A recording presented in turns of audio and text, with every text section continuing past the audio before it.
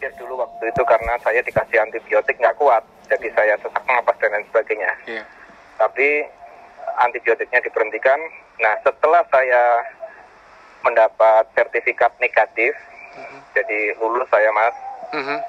Tapi 2 minggu kemudian timbul efek di tubuh saya itu masih sering sesak napas, di paru-paru kayak ada gelembung-gelembung gitu.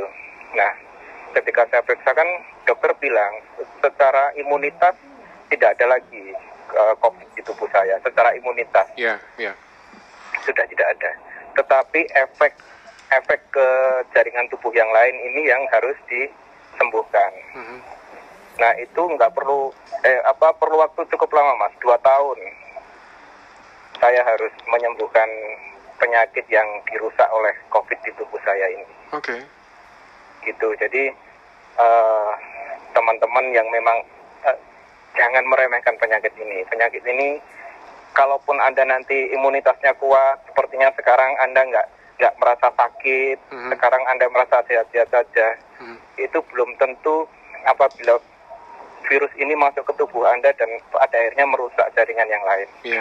Karena selain paru-paru, Mas, tenggorokan itu dokter bilang scrap, jadi luka. Oh.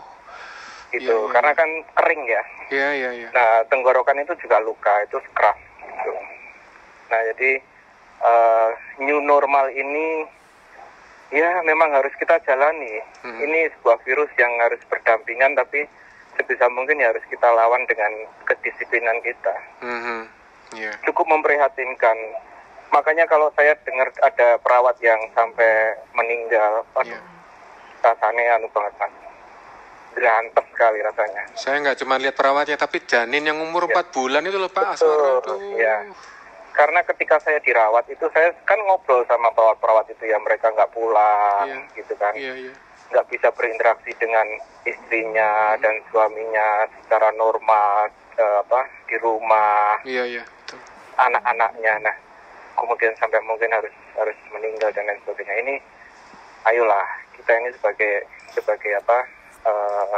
sesama yang harus saling inilah, jangan. Iya, Mas, ini new normal ini agak berat nanti memang dijalankan. Ya, karena kita hidup normal dengan aturan baru ini kan belum tentu semua orang bisa menjalani ya, Mas Imam ya. Iya. Itu baru dari sisi segi kesehatan sakit yang mungkin teman-teman yang pernah COVID rasakan. Belum dari sisi moral, sosial di lingkungan yang dia terima. Karena saya pernah cerita, Mas, saya kan sempat harus pindah rumah. Saya sempat harus mengasingkan diri. Ya, didatengin, di teror WA dan lain sebagainya. Nah, ini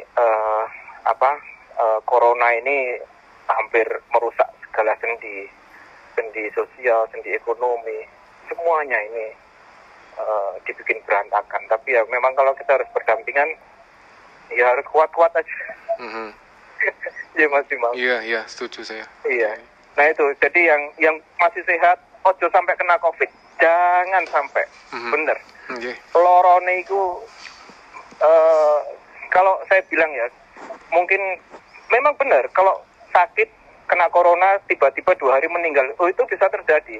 Saya waktu sakit, Mas, nggak bisa napas itu sampai gedruk-gedruk saya. Sampai pakai alat bantu begitu? Oh enggak, saya karena sempat kan di rumah ya, sempat jadi ketika saya sesak napas, nggak bisa napas. Jenengan tahu gedruk-gedruk, Mas. Jadi saya sampai, kaki saya tuh sampai saya hentak-hentakan gitu. Gitu pokoknya. Kayak mau ambekan kangel ya. Sudah dipesen jangan sampai membungkuk. Kalau sesak napas ojo bungkuk, karena orang kan bungkuk ya. Nah, jadi harus tetap, bener. Jadi lehernya tuh kayak diikat kawat gitu, klak gitu. Itu mesti lewat pasti. Kalau yang nggak kuat. Jadi benar, kalau yang kena COVID terus ada yang bilang PDP, dianggap PDP 4 hari kemudian meninggal. Loh iya, karena dia kadang-kadang nggak merasakan tubuhnya itu nggak cuma sesak napas, tapi tubuh yang lain mungkin sudah diserang. Itu. Ya itu mungkin ya sekedar cerita bahwa COVID ini cukup mengerikan. Bukan hal yang harus diremehkan. Setuju. Iya. Nggih. Nggih, Mas Imam. Nggih. Ya, Baik. mudah-mudahan semua seluruh Surabaya Indonesia sehat. Amin. Amin. Nggih. Amin. Yes, Assalamualaikum. Waalaikumsalam warahmatullahi wabarakatuh. Mas Asmara bergabung dengan Suara Surabaya. Ini kawan lama sekali saya nggak kumpul karena saya juga cukup lama tidak bersiaran malam dan baru kali ini kesempatan kumpul lagi dengan saya. Kawan, program loyal